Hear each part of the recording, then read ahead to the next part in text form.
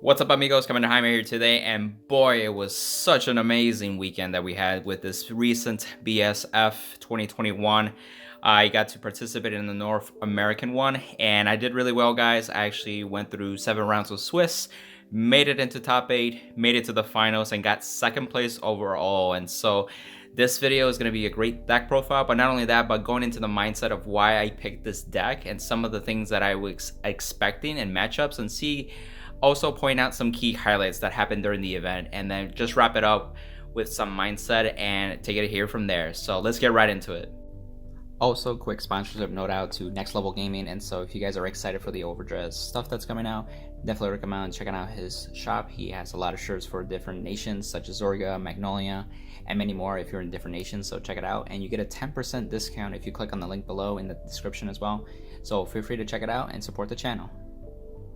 So first off, I'm going to start diving into like why Fenrir, and so as making deck choices for a big event, what goes into it, and part of it is the winning image, of course, but why Fenrir overall? And so for me, I've had experience with different clans such as Grand Blue, Aquaforce, and different clans too.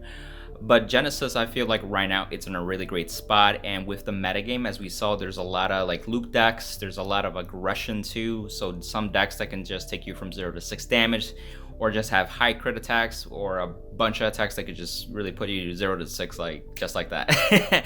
Right? And so for me, I felt like Fenrir was a solid choice, but everybody is expecting the Fenrir Loop, right? We talk about like either the Witches or the Infinite Power Loop with the units that can Soul Blast and you repeat, and you have these big columns and Abuse Tower and everything like that. But for me, I honestly had a factor in a couple of things, and so just to go a little bit more about what that looks like is really, I was in a time constraint because of life priorities, and at the same time I knew that I didn't have so much time to play test everything, right?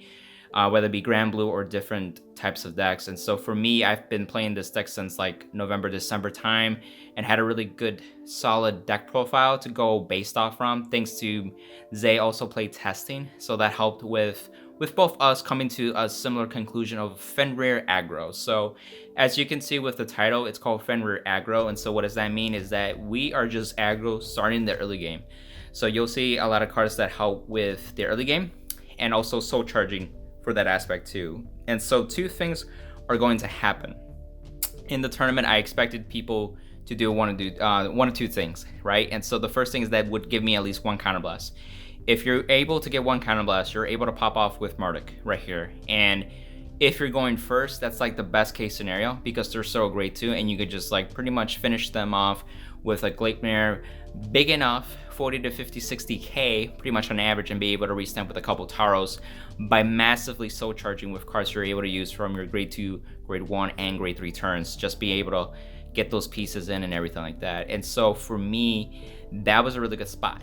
Now, for the scenario that they damage deny, that's where Zarzan comes into play, and that's where I use Zarzan to enable GB1, so that way Taro can still be active and do a decent turn while being a 0 damage. If I can still be aggressive during that, and even in the grade 2 turn, that puts me in a really good spot, and your opponent wasn't really expecting that too. They expected to be a subpar grade 3 turn if they were damage denied, because Fenrir can't really do much except with trying to do as much as you can. But with the Zarzan engine, being able to superior call units and draw and all that kind of stuff, and really just have some aggression, whether it be 3, 4, 5 attacks depending on what you soul charge, and really enable those loops, it's just really strong in that respect.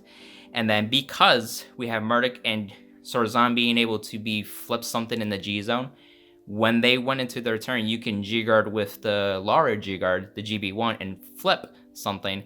So when it comes back to your turn, if you had a copy of the Vanguard, guess what? You're Ultima ready.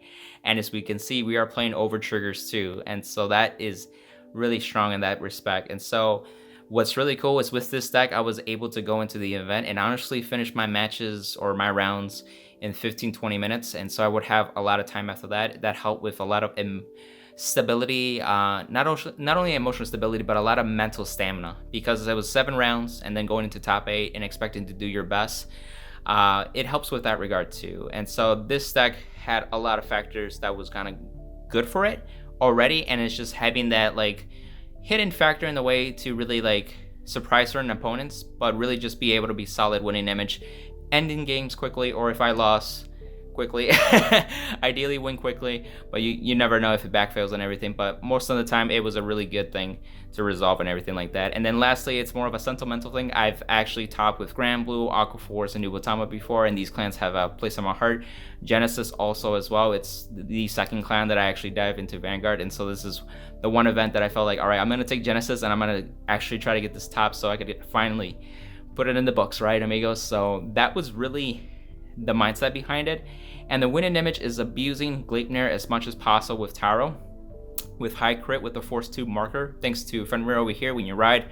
And then of course you can fall back to other strengths like Ultima, Amaruta to give additional crit and really take advantage of that. And I'll explain a little combo too with Ultima as well and Zorzan, how that looks like too in the combo part of the video. So let's just start diving into the deck list and talk about some of those key things and even some of the things that may have happened in the event and how these cards helped out as well. Now into the grade 3s. So as you can see, we're playing 9 grade 3s. We're playing 4 Fenrir, we're playing 4 Crew, and 1 Vanguard. And so with Fenrir, he has 3 phenomenal skills.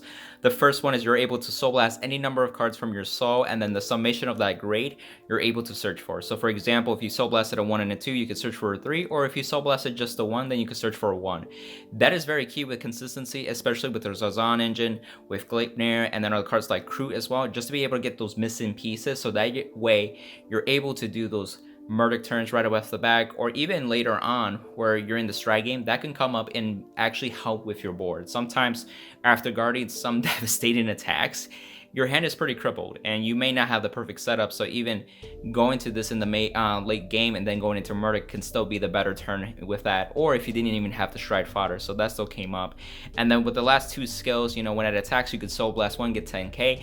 That helps with proccing soul blasting, so that way his other skill can also, if something got soul blasted, you can counter blast and revive it. And so that's very key to be able, 1, to extend attacks, 2, to further your setup with soul charging, because you can revive units like Crew, they're in the battle phase, to even further soul charge if you want to. Not only that, but really just use it defensively. We have a pseudo denial Griffin play, and that's a good transition over here with Vanguard, where Vanguard is on play, soul blast 1, retire a rearguard. If it was on Vanguard circle, you can retire the whole board.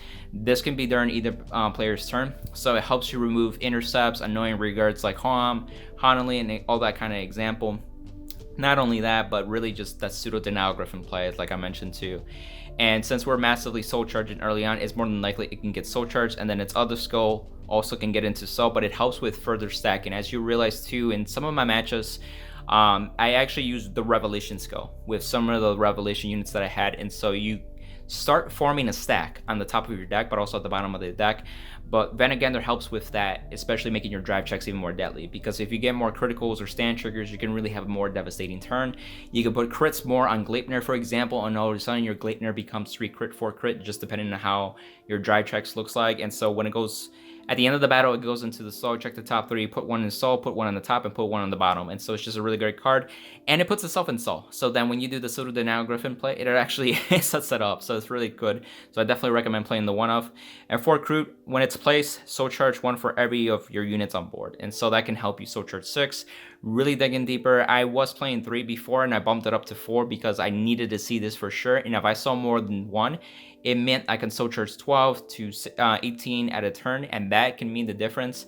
And even to a point where you can even go first stride Amaruta and then restand a rearguard, and all of a sudden the rest of the turn they can't use sentinels.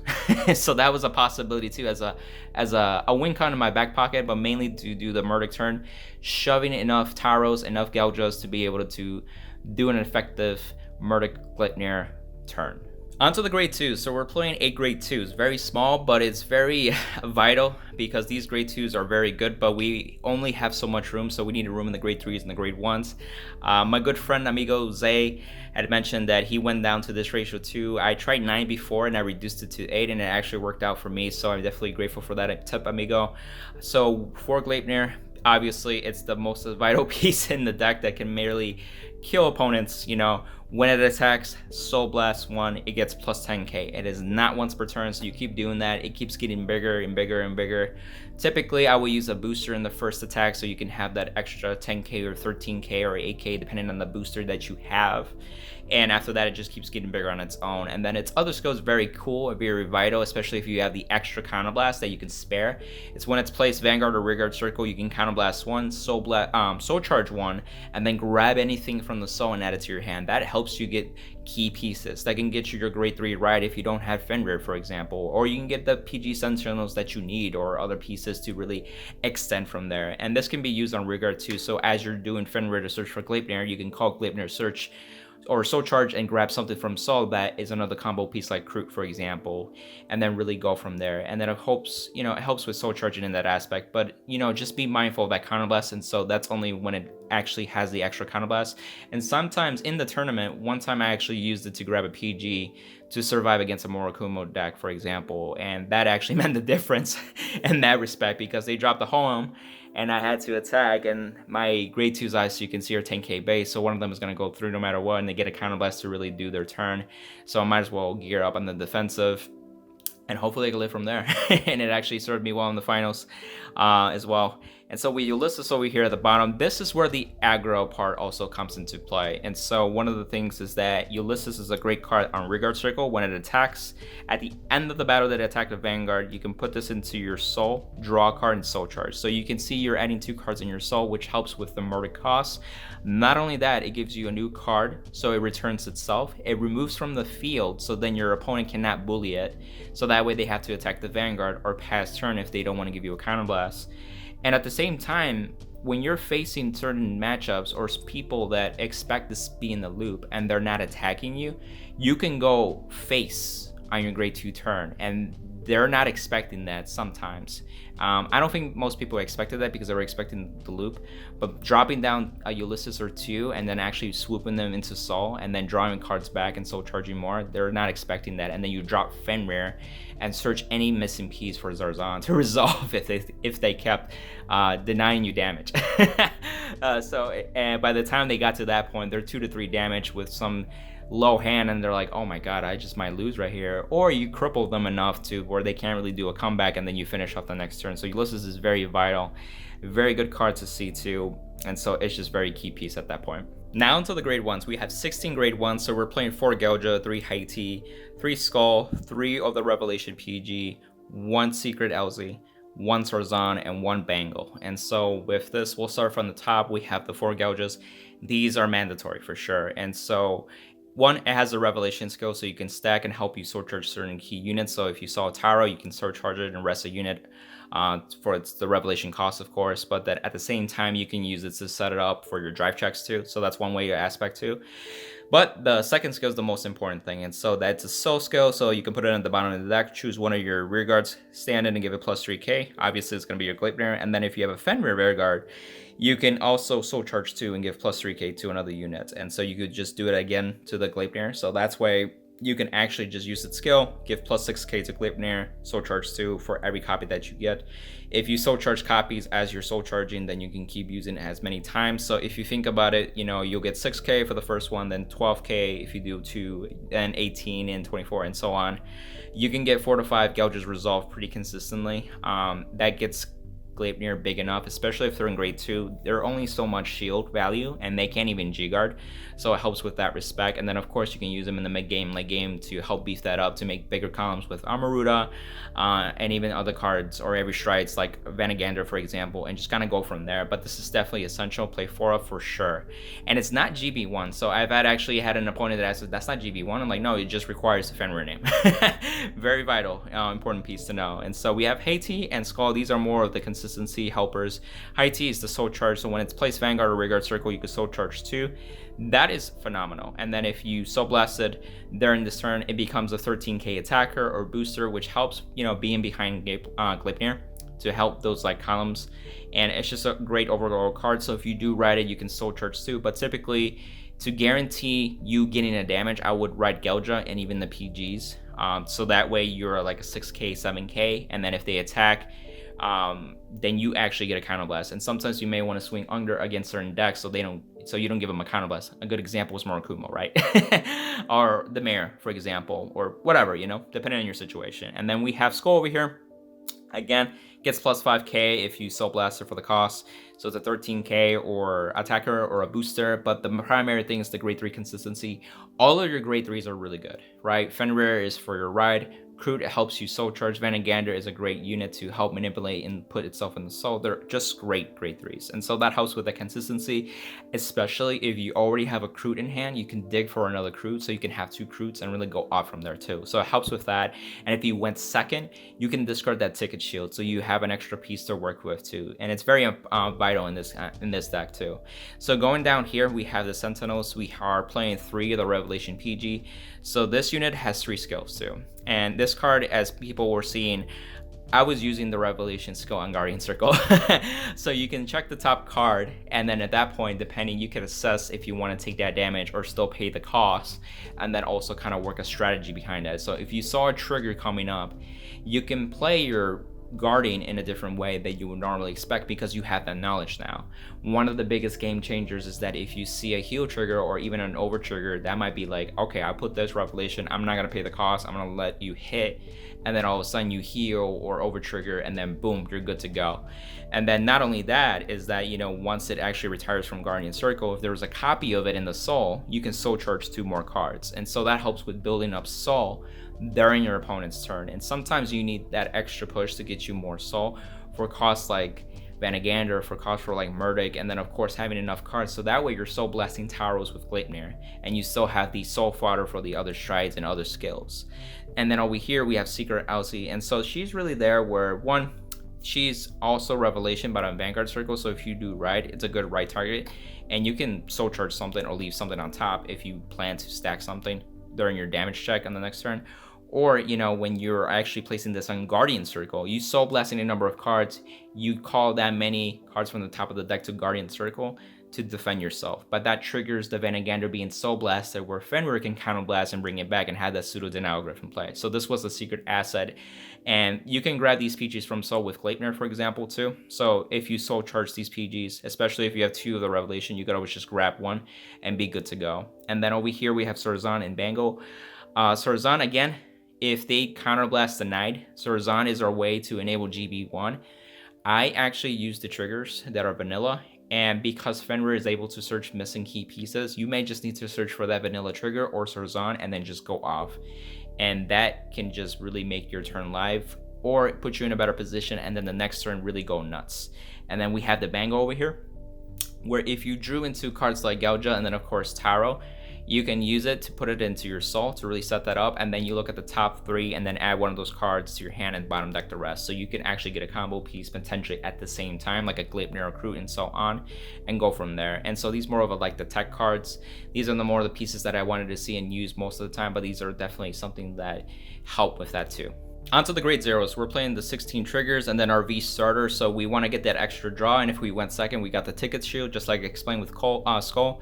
And then going into the triggers, we can see we're playing the 4 Taro. This is when it's soul blasted GB1. You can put this at the bottom of the deck, stand any of your regards, and then, you know, just really go from there. And so that's how you start abusing Gleipnir, for example, and you want to see it in as fast as possible. We have soul charging that helps with that regard, and then just like being able to like loop the attacks as many 4 to 5 times depending on how you soul charge and all that kind of stuff. So it just really helps with that, and it's very powerful in this meta game. And you know, if I were to say like a restriction list, you know, I can see this going to 1, maybe 2, just to make the deck a little more fair and not abuse it in the Taro. So I get it. I know Solom just released what needs to get banned on premium, and so that could be one of the things to just reduce this to like maybe 1.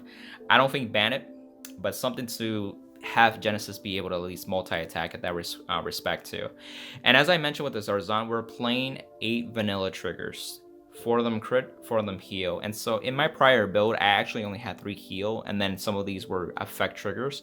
But now with the inclusions of Zarzan, it allows me to do that play like I tell you if I got Counterblast tonight. And that was actually a good tip from Cameron Stewart. I actually interviewed him. He played the Fenrir Loop and he incorporated Zarzan, and he did the same thing where he actually had 8 vanilla triggers. His, I think, were draw triggers in the heal. But in this case, I did the crits and the heal. And so it was the same concept, but it was something to be able to go from there. And you could even extend attacks with Zarzan too. It can be very aggressive, and you could even call it, you know, when you soul blast, you can kind of blast, revive Zarzan, call triggers to enable more attacks and flip cyclones and all that kind of thing too. And going into the, you know, the 1-ups and 2-ups over here, I wanted to still have more crits, and I chose the crits that allow me to stride.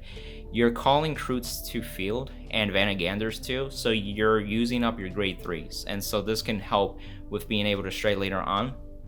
And then of course Dreaming Dragon, I've resolved this probably twice in the tournament, and the reason is because when your opponent is damage denying you and you can't really finish them, you can go into the grind game, and what happens is that you're using your resources really quickly, especially with soul charging and everything, that you could deck out. So Dreaming Dragon in those moments, if you do see it in hand or you grab it from soul with Gleipnir because you soul charged it, then you can reshuffle all the cards that are in your drop zone and really get a recycleness. And then depending on the cards that you soul blasted, depending on the matchup and how things are going, you typically soul blast triggers and stuff like your heals, your over trigger, or anything like that might have gotten soul charged. So that way when they go back into the deck, you will have a trigger heavy deck. You become even more scarier as the game goes on. So Dreaming Dragon is definitely recommended. And then we have the over trigger. The over trigger is really nuts with the Ultima. You know, being able to not only get 100 million and draw a card, but being able to drive check for every of your battles for your regards is great. Remember, if you restand with all the towers with Gleipnirs, you get additional drive checks for each Gleipnir attack too. And if you have a grade 3 regard too, you can get twin drive from that, so you could start seeing that. And we're playing 5 stands, and so when your Gleipnir will attack, or another unit regard that it will attack, and you drive check a stand trigger, you can stand that unit again and then do another attack, and then you do the twin drive or the single drive again as well. And so you can start seeing where you start plussing really absurdly if you resolve this. And one of the ways is to consistently do that is the Ultima turn. If you resolve it early on, then it's okay, it's just an addition.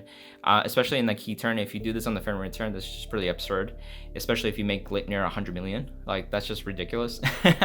And this saves you, you know, being 0 to 6 damage if you do damage checked it. It actually came up in my first round. Murakumo, I was facing, and she was a good player. She put the Howam down, so that gave her the counter blast, and when it came to that, she went attacked me, and by the 5th damage is when I actually got the over trigger. It saved me, and it really put me in a spot where she couldn't do anything after that, or her attacks couldn't hit over 100 million. So then I came back next turn and was able to, you know, bring the match down. I should have lost, but the over trigger saved me. And so the over trigger, at least for me, got resolved. Either me or my opponent about, I would say, a third of the games that I played today, or this past weekend, I should say. So definitely account for it, and it's very vital. Now into the strides, we have 2 Murdic, 2 Amaruta, 2 Venegander, 1 Tyr, and then 1 Ultima and 2 Cyclones. So this gives us 2, 4, 6, 8, 10 G units to work with. And so we have Murdic, like I said, Counter Blast 1, Soul Blast 6. When your Vanguard attacks, you can do this skill when he's in the stride zone, so you can superior stride. That's where you're able to enable GB1, do the tower shenanigans, and you'll get triple drive, and you'll be 28k base like a Vanguard. And so if your opponent is grade stuck or still in the grade 2 because you went first, this is really good. And then even during your mid turns or your late game, you're still able to do this, and so you can still do like your Fenrir effects, set up your board, and then still go into like a superior stride during that turn, so you're not missing out totally in that respect. So it helps with that. So that's why I play 2 copies. We have Amaruta. Her skill 1 is revelation in one place. That can mean the difference. In my finals, you see where I did the revelation and I put the card back on deck. It was a critical trigger, and so you can start planning where you can see yourself putting your rear guards potentially 3 crit, 4 crit, or the Vanguard has a force 2 marker, and you could put like where it can be 3 damage, right? And so that helps with that respect. But her other skill is very, very vital. Counter Blast 1, flip anything in the G zone. You can give a unit, a regard specifically, 10k and a crit. And then if you have 4 less in the soul, you can actually draw 2 cards and soul charge 5. So that helps with resources and really have an effective Gleipnir that's really abused. So 3 crit Gleipnir with additional 10k on top of whatever you beef it up with gouges, for example, or drive checks and triggers is just really absurd. And then 2 Venegander over here, that's, you know, 1, it's a CB-less effect. It's Soul Blast 6, GB2, of course. You can flip a copy. And then what you do is you manipulate your drive check during the drive step, so they have to guard at that moment beforehand or not. And if they do, or if they don't, then you manipulate the drive check still. So you check the top 4, and then you can put them in any order in the top and bottom. So if you saw no triggers, you can bottom deck all 4, but if you saw some, you can put them back on top of the deck and then put the other ones in the bottom deck. That help you see in crits, that help you see in stands. And so if they were damage scenario, it's one card that can help with extending more aggression or even setting yourself up, you know. And again, this deck helps with revelation and stacking a little bit, so you might get to dig deeper into your deck. If your over trigger is still there, you can resolve it, and that can be really absurd in that turn too. So that's another thing. I actually used this against Derek Dow in one of my matches because he kept damage denying me, and so it was a solid stride to go into. And if you do Zarzan, you're able to go into it right away because you flip the Cyclone. So that's another thing to know. And then speaking of Cyclones right here, there are flip flotters for Zarzan and Armaruda, as you can see. And then all your vanillas get plus 5k, so your triggers become 10k boosters, potentially 15k boosters. That helps with Gleipnir again, and just making columns. We have Tyr, again, another card that can help you if you don't have any CB. You can soul charge potentially 3, 6, 9 cards. You know, if you drive check a grade 1 or greater, you soul charge, otherwise it's just the triggers. And then Ultima, like I said, you can have that power where you can abuse the over trigger and a critical trigger. And then your rearguard attacks, especially if you have Taros in the soul and Gleipnir ready to prop off because you can grab it from deck too, you're in a really good spot. It's a very strong turn, and so you could potentially also put your opponent from 2 to 6 that turn. It's just really absurd, or even 0 to 6 that damage as well. So it's not only to like make sure you put the nail in the coffin, but it's also a very powerful win con as well. Now onto the G guards. We're playing 6 G guards. We're playing 2 Ear, 2 Iris, 1 Lure, and 1 Dismal. So Ear is a phenomenal card because you're able to basically get 4 cards from your drop zone into soul. They had to be different grades, so grade 0, 1, 2, and 3, and 4, or yeah, in this case 1, 2, and 3 and 0. And you get basically plus 15k shield overall, so it's a 30k guard, very heavy, and it soul charges for you with 4 cards. That's significant. Iris is the flexible card where you can soul charge any 3 cards. So if you have a bunch of Taros, a bunch of Geljas, for example, you can get multiple copies or any mixture. And then Lura is very vital because 2 things. 1, it gets you closer to GB3, so you're able to Ultima right away if you need to. And then the other card is that it returns cards to deck too. So it helps you not deck out sooner rather than later kind of thing. So, and it shuffles your deck. So if you put any Taros, for example, that prior turn that went back to the bottom of the deck, that shuffles your deck again. So if you're able to soul charge again next turn, you can potentially soul charge those Taros again. And then Dismal, of course, protects any rearguards. In one of my matchups, I used Dismal to protect a Gleipnir because it was the only card that I have left Gleipnir wise. The other 2 were in my soul and the other one was in my drop zone. So I used it to protect that, and it actually comes up with a respect too. So onto the key combo part of the video, this is what it looks like if you use Zarzan. So for example, if you got 0 damage here, you're able to call Zarzan and search it with enemies and pieces with Fenrir. So depending on your setup, you're able to call the 2 triggers, draw 2 cards, and you can have like a back row booster, and then you got like Gleipnir here and Crew to help you soul charge. So then cards like Taro just become live, and so you can have something like as an attack turn, for example. This becomes a 13k plus a 10k. This is a 23k column. And then when you attack, if you want to give the Vanguard additional power, you can Soul Blast something. It doesn't matter what. Let's just I Soul Blast that, gives the Vanguard 10k, so it becomes 23k boosted. This is a 31k column, so it actually makes numbers even with the Vanguard. You twin drive, put any triggers on the Gleipnir, and then Gleipnir on attack, depending on if you want to boost or not. That's when you can Soul Blast as many Taros that you have in the soul, restand, and kind of go from there. And so while being at 0 damage, Zarzan gives you advantage back, and you're able to dig deeper. Potentially you can draw into Gleipnirs, you can draw into Kroots. So if you search with Fenrir to get the Zarzan or the combo pieces, you can still dig into your other pieces and kind of go there and then just do something, and then that puts you at least GB1. So next turn, if they put you to decent amount of damage, you come back, you can Ultima because you G-guarded with Laura, for example, if you do have the heal, or you just are in a better spot, you take some counter blast, and then you can go from there and go into Armaruda, or you can do the Murdic turn or Vanguard, just depending on the setup too. And then so go into your Ultima turn, you can see a field something like this. You pay the counter blast, you search for the Gleipnir, and then if you call a different unit, something that doesn't soul charge or anything like that, that's actually my bad. You can do this card if you want. You just revelate by leave it on the top if you want.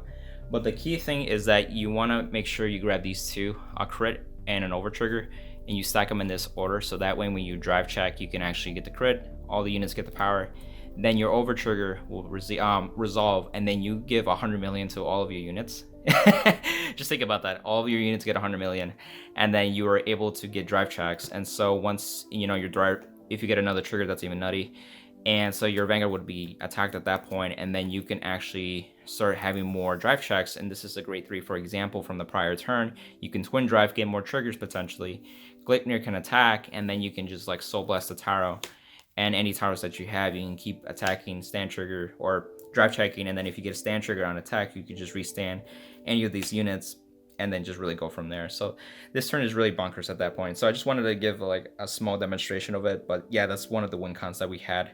Unfortunately, I didn't resolve this. There was one match that I had the setup, but I didn't have a copy of the Vanguard, so I couldn't ultimate stride. So that was unfortunate, but I still had this in my back pocket outside of everything else.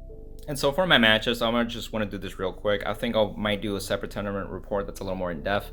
But, just to give you how the rounds went out, my first round was Murakumo. I was able to win that. Again, that was the defensive over trigger that saved my life.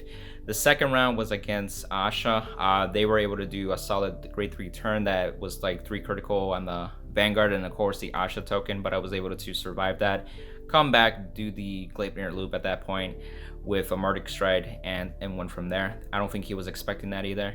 In the third round, I faced actually Blouse, but funny story is that the player actually, he had put his V premium deck list, so he didn't have a G-Zone, but he went first. He had a grade 3 turn. It wasn't as great, and then I got a defensive trigger, so it didn't help his case. And then after that, since I had the Counter Blast, I just did the Gleipnir loop with Murdic, really go from there. And then the fourth one was actually against Royal Paladins. Shout out to him. He was actually telling me that he watches my content too, so I appreciate him. And he was playing Sanctuary Guard Dragon, and so I went first in this matchup. So by the time I got to grade 3, he was still a grade 2, and he gave me damage. And then I did my Murdic way and won that turn. So he's like, I didn't know that was a thing. So yeah, and I told him how to like counter that in the future too, so it helped him with that. Game 5 was against Grand Blue, but I ultimately won that, and it was through some DQ. He accidentally drew the second card, and he didn't do that on purpose. It was an accident. So I don't blame him or anything. It was just unfortunate that they decided to disqualify him, and so that made me to the next round. Round 6, I faced against Alice Pale Moon, and so that was a good matchup. We went back and forth, but I was able to finish that. Good player, shout out to him. Round 7, I faced Derek Dow from WCC. He was really good. He also played Pale Moon, and he had the Harry, and he had the tricky assistant play and everything. And we went back and forth, and he was able to actually beat me in that. I think in that game, I also resolved the Zarzan early on because he did damage the Naimi, and he wasn't expecting that, but going back and forth, he ultimately won that as well. Then going into top 8, I was actually facing Nubatama Hanzo, and I went first, and he didn't give me the damage, but I went really aggressive, and I had the 2 Ulysses, and so I went hit face, put him to 3 damage, and then again, he didn't give me any damage, so he just rolled up and everything, and then the next turn, I actually drove check Zarzan the prior turn, and then I just resolved Zarzan, and he's like, oh, you can do that to enable GB1. Oh, and it just clicked on him, and then I put him from 3 to 6 at that point, and I was able to, win that too. So shout out to him. He was a really nice guy. And then of course, going into top 4, I faced Derek Dow again. He bricked pretty badly, so he didn't have the Harry Vanguard, and he couldn't do the tricky assistant play, and so he had to play differently.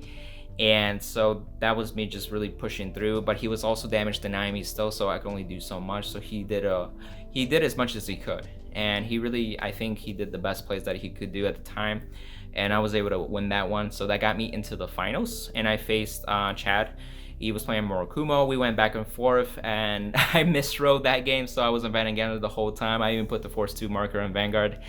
It was really hard, and it forced me to critically think on like, what can I do with this being the wrong ride, and then just do my best. And it got to the point where I was able to push him from 3 to 6 by Gleipnir hit, but I already knew that he still had 1 heal trigger, 1 over trigger as well in the deck, and I saw 2 heals in the hand and 1 heal in the drop, so he could potentially resolve one, and he was able to 6 damage heal, and so he was able to come back and actually just finish me off, and I got 2nd place overall. So overall, it was a big pack day. It was fun, and I just wanted to give credit to as well to my amigos from Axis Vanguard, Force of the Ocean, all the content creators from Cardfight Con, and other people that reached out to me on Twitch, Discord, Facebook, you name it. I couldn't have done this without your guys' love and support. Thank you for playtesting. Thank you for advice. People like Zay, Kasagari Gansan, also known as Daryl Joyner, Cameron Stewart for his Orzan insight from the interview article that I did with him, like things like that along the way.